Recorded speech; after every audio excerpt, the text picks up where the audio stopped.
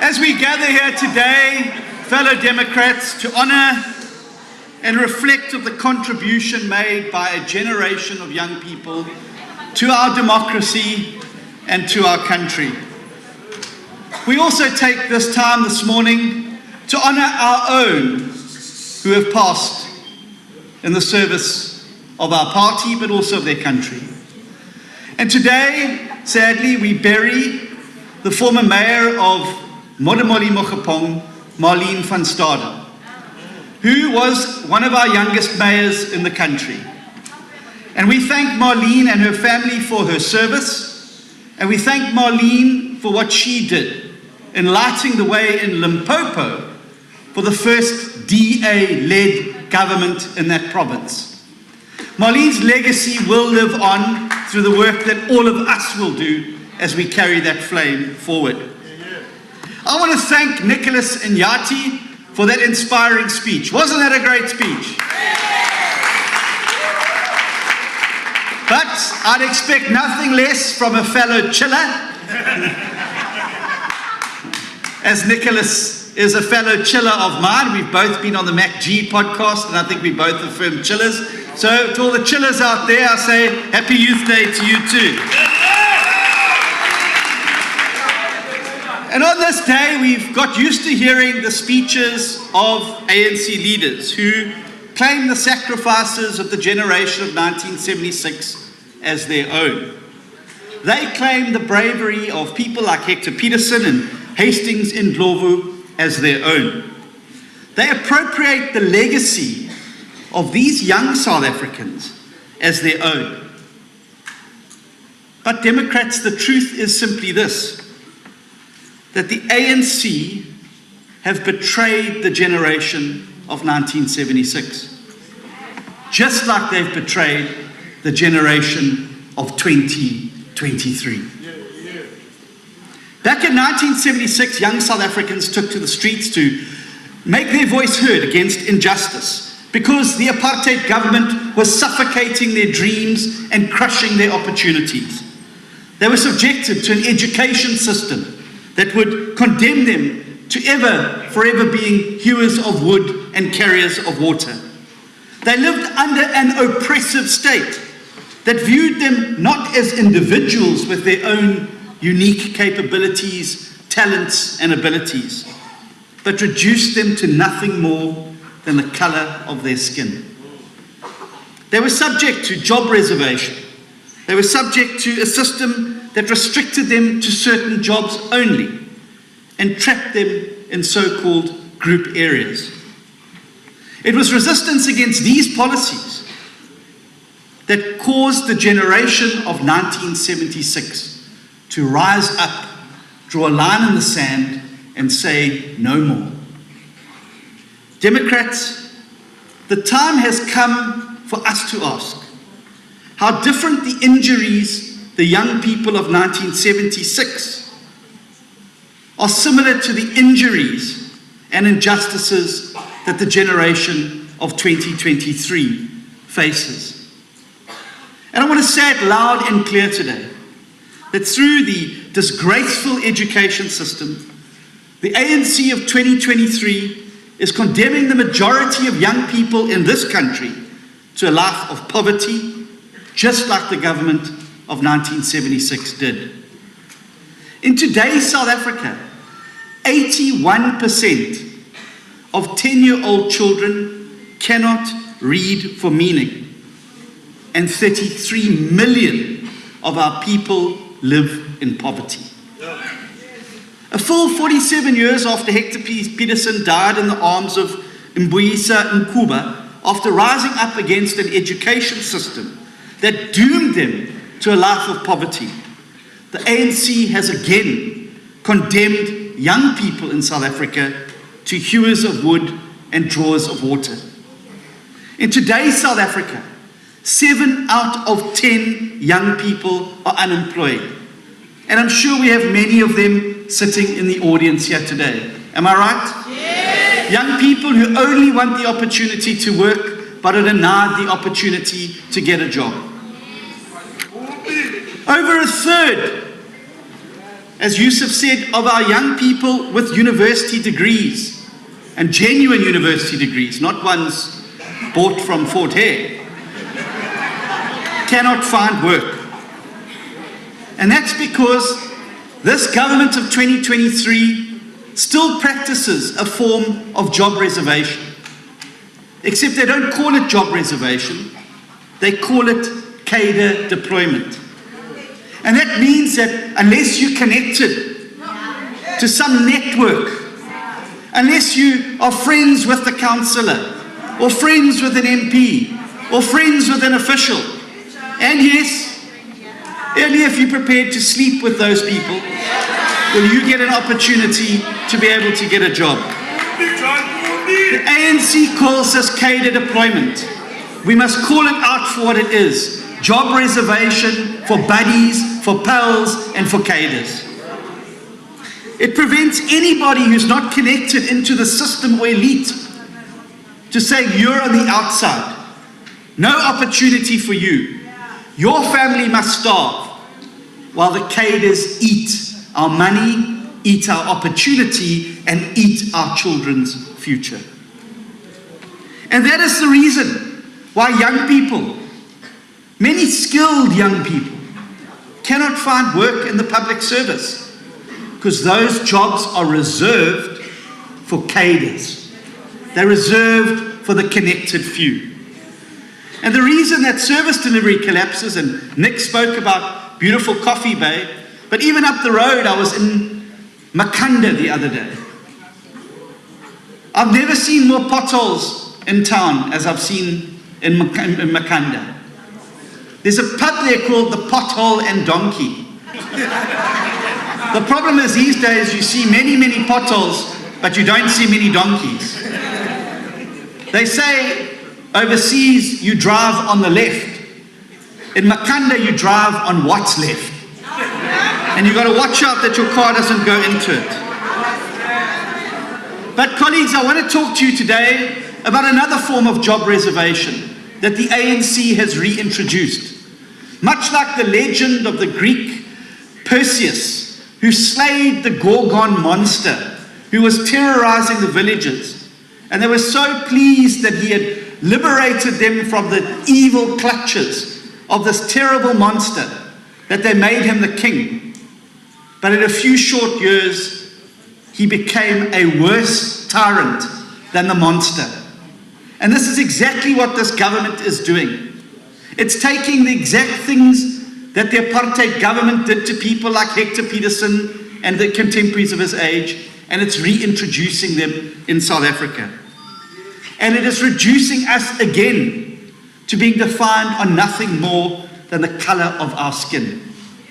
It doesn't see us as individuals. It doesn't see our talents and abilities.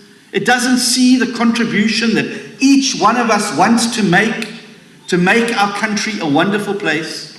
It sees only the color of the skin on the outside. Not what's in the heart, not what's in the soul, not the fire in the belly or the brain in the head. Just the skin color on the outside. And just last month, they published a list of racial quotas that determine which race groups can work in which sectors and where they can work in which parts of the country.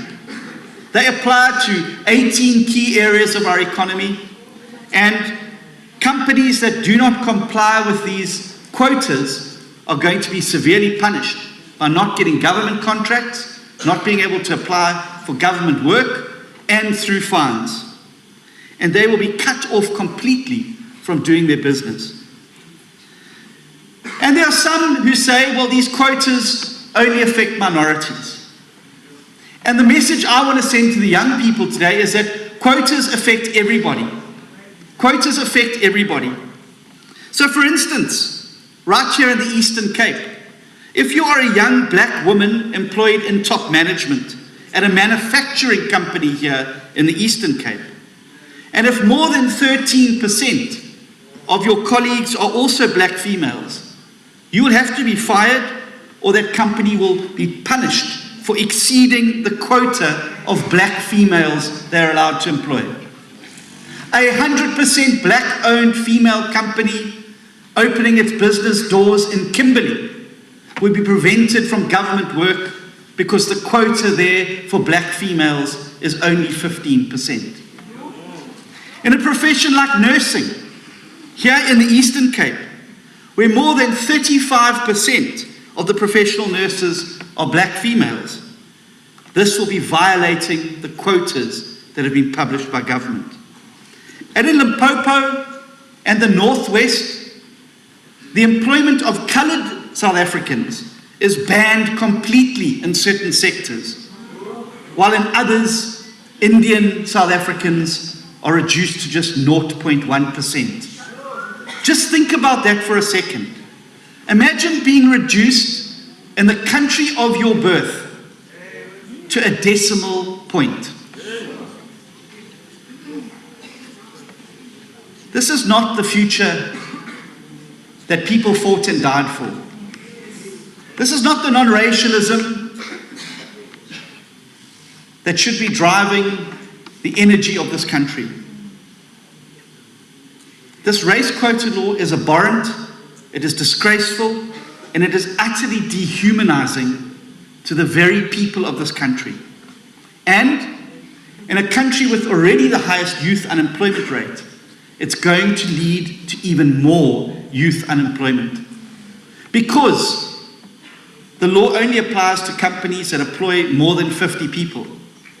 So what do you think a company that doesn't want to have to racially bean count and do tests on who is coloured, who is white, who is black, and who is Indian? They're not going to hire people at the 51, 52, 53.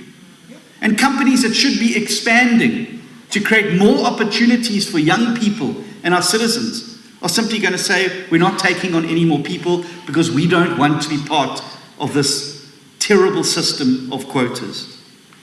Everyone loses under the system.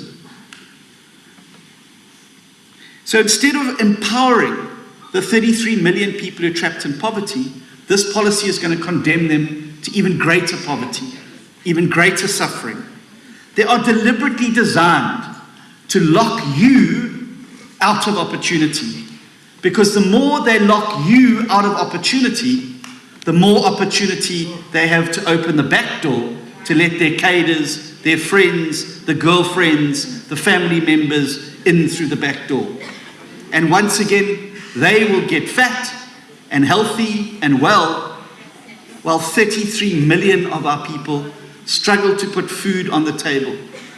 Do you know that the cost of living means, and I'm sure there's many people in this audience who probably feel and experience this every single day, 82% of South African families can no longer put 3 meals on the table a day. How do you justify the extravagant trips overseas with 126 people entourages? How do you justify the blue light brigades while children are starving to death in the villages and towns of the Eastern Cape?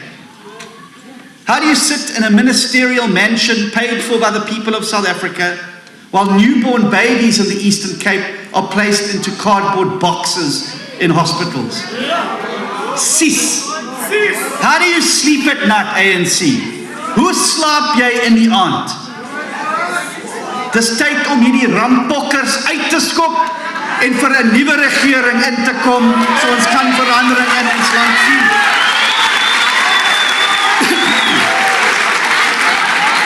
En ek sê vir die mense, die jeug rondom Suid-Afrika, dis nou tyd om op te staan. Want jy kan nie sit by die huis op die sitbank. En ek weet, julle sitbanks het nie dollars daar aan onder nie, soos Minister Ramaphosa se sitbank. Jy kan nie by die huis sit op jou sitbank sonder werk, sonder geleenthede, sonder 'n kans eers om werk te kry. En sê, dis nie my probleem. It's everybody's problem, and everybody needs to stand up, and everybody needs to make their voice heard. And we need to send a message out. We will not let this government divide us again by race, because that's all the ANC have got.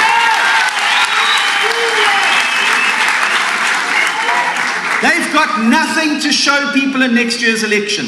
Nothing.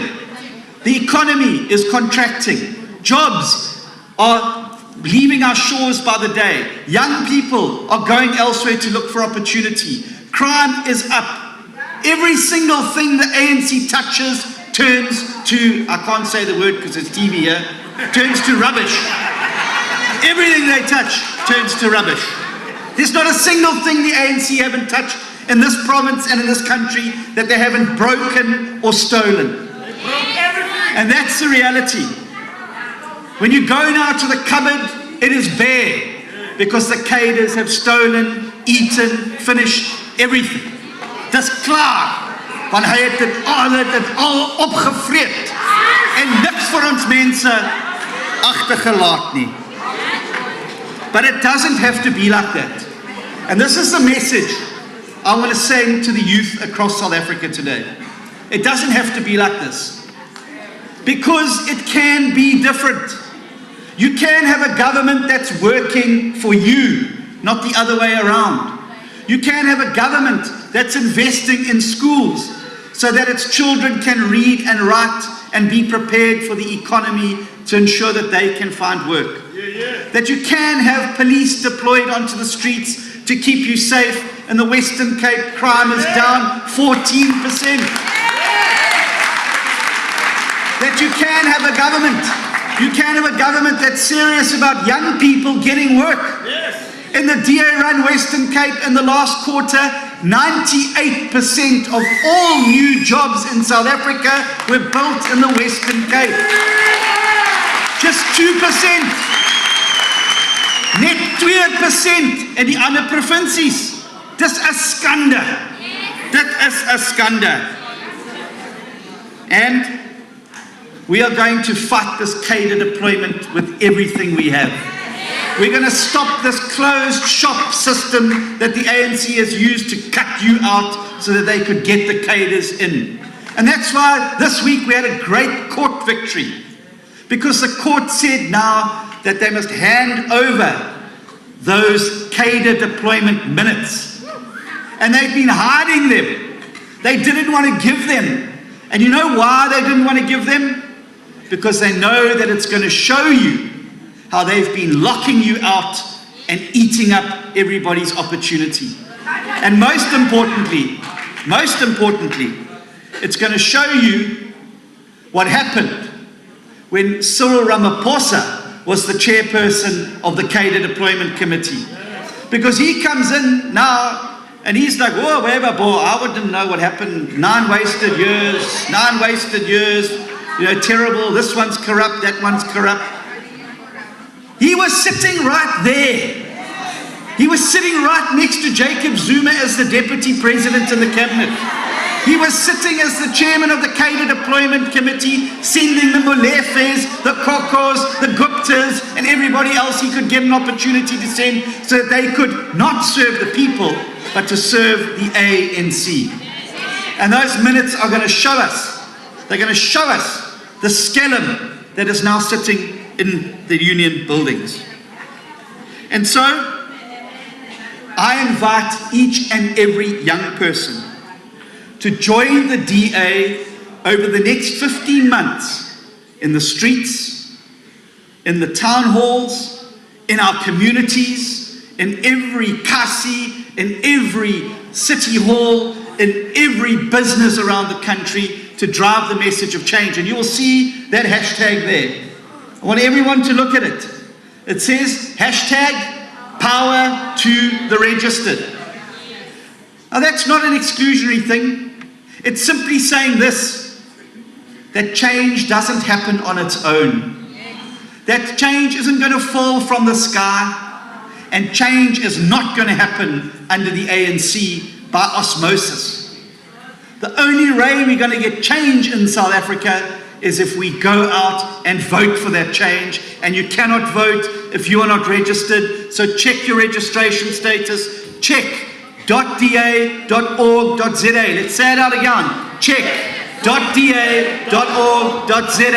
Go and check your registration status, because there's no use complaining if you're not voting. And if you're one of those 13 million young people who's sitting at home saying, I'm not interested in politics. Let me tell you this, politics is very, very interested in you, because if politics can reach into your home, reach into your business, reach into your workplace, reach into your hustle and switch off your lights, I promise you it's coming for your water, it's coming for your sewerage, it's coming for your job, and it's coming for everything else. So don't say you're not interested. It's time to get interested. Your country needs you. If you're not registered, you're not part of the solution.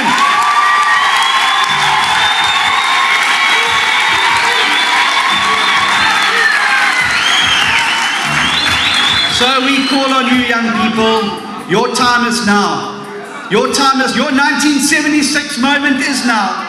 And you're never going to get another chance like this. Because if these guys get away with one more election, with one more majority, there's going to be nothing left in 2029. So don't think I'm waiting for a better tomorrow. Act now. If you don't act now, there will not be another chance. So let's get out there, check.da.org.za, and let's give power to the registered. It's time to stand up, South Africa. Let's get this government out. Let's get a new government in that's going to work